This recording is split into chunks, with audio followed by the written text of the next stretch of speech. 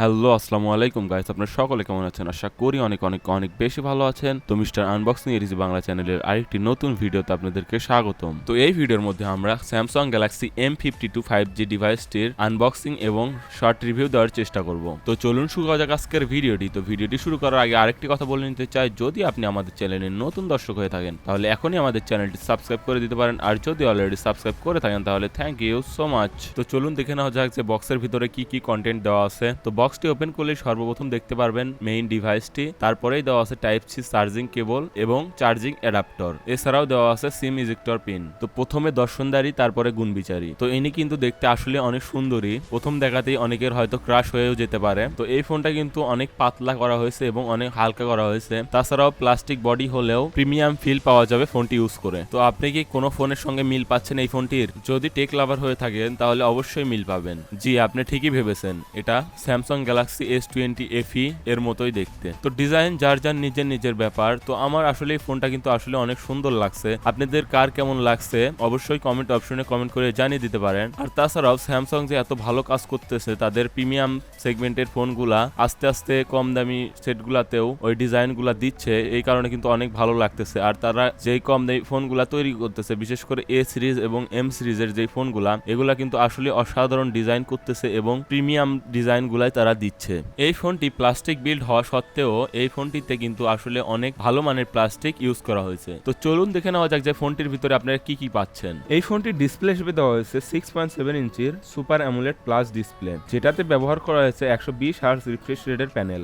Screen to body ratio 86.4%, PPI density 393 এবং resolution 1080p × 2400 pixels. যেহেতু Samsung এর display, তাই ডিসপ্লেটি নিয়ে কোনো চিন্তার কারণ নেই। ফোনটির অপারেটিং সিস্টেম হিসেবে দেওয়া হয়েছে One UI 3.1 based on Android 11। Chipset হিসেবে দেওয়া হয়েছে Qualcomm Snapdragon 778G 5G 6 nanometer octa-core SoC, GPU 642L। ফোনটির মেইন ক্যামেরা হিসেবে দেওয়া হয়েছে 64 মেগাপিক্সেলের f1.8 ওয়াইড লেন্স, 12 মেগাপিক্সেলের f2.2 আল্ট্রা ওয়াইড লেন্স, 5 মেগাপিক্সেলের f2.4 ম্যাক্রো লেন্স। মেইন ক্যামেরাটি দিয়ে ভিডিও করা যাবে 4K তে 30 fps এ এবং 1080p তে 30 fps এ। ফোনটির সেলফি ক্যামেরা হিসেবে দেওয়া হয়েছে 32 মেগাপিক্সেলের f2.2 ওয়াইড লেন্স, যেটা দিয়ে ভিডিও করা যাবে 1080p তে 30 fps এ। তো ফোনটির পিকচার স্যাম্পল আপনারা দেখতেই পাচ্ছেন, আসলে অনেক সুন্দর পিকচার উঠে। তাছাড়াও নয়েজ তেমন নাই পিকচারে, ছবিতে ডিটেলস অনেক ভালো পাবেন। তাছাড়াও কালার বুস্টিং এর কোনো সমস্যা নাই পিকচারগুলোতে, আর লো লাইটে গেলে একটু সমস্যা হতে পারে।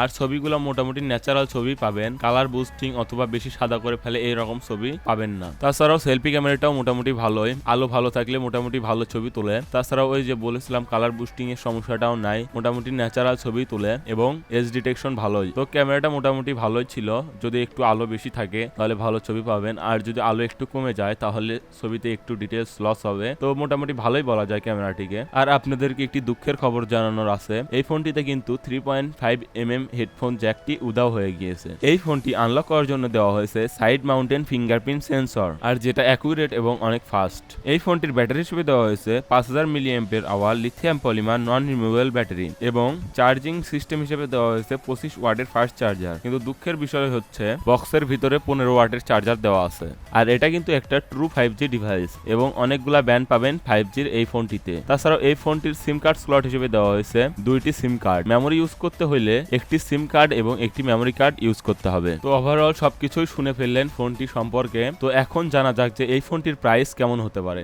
এই ফোনটির ইন্ডিয়াতে প্রাইস 25,000 রুপির মতো, আর এটা বাংলাদেশে আসলে অফিসিয়াল প্রাইস শুরু হতে পারে 32,000 টাকা থেকে। আর এখন অনেকে বলতে পারেন যে ভাই ফোনটি আসলে কেমন হতে পারে। তো কেউ যদি এই প্রাইসের ভিতরে ফোন কিনতে চান অথবা A52 অথবা A52s ফোন কিনতে চাচ্ছেন, তাদের আমি রিকমেন্ড করবো আপনারা যদি অত টাকা বাজেট থাকে তাহলে আপনারা M52 ফোনটি দেখতে পারেন। আর এই ফোনটি যদি আরেকটু দাম কম হয়, 28 থেকে 29,000 টাকা এরকম যদি দাম হয়, তাহলে এটি একটি হাই সেলিং প্রোডাক্ট হতে পারে স্যামসাং এর। আর যারা অলরেডি চিন্তা করে ফেলেছেন যে স্যামসাং এর A52 অথবা A52s কেনার জন্য, তাদেরকে আমি অবশ্যই রিকমেন্ড করবো আপনারা ওইটা বাদ দিয়ে M52 ফোনটি কিনতে পারেন। এটা ওটার চাইতে অনেক বেস্ট এবং দামটা অনেক কম পাবেন। আর প্রসেসর প্রায় একই, হয়তো বা কিছু ডিফারেন্স আছে, কিন্তু আপনারা টাকাও বাঁচাতে পারবেন এবং একটু প্রিমিয়াম ফোনও পাবেন M52 ফোনটা কিনলে। তো আপনাদের কি মনে হয় A52s ভার্সেস M52 একটা ভিডিও কি আমাদের চ্যানেলে আপনারা দেখতে চান? অবশ্যই কমেন্ট করে জানিয়ে দিতে পারেন। আর অবশ্যই একটি কথা বলতে চাই,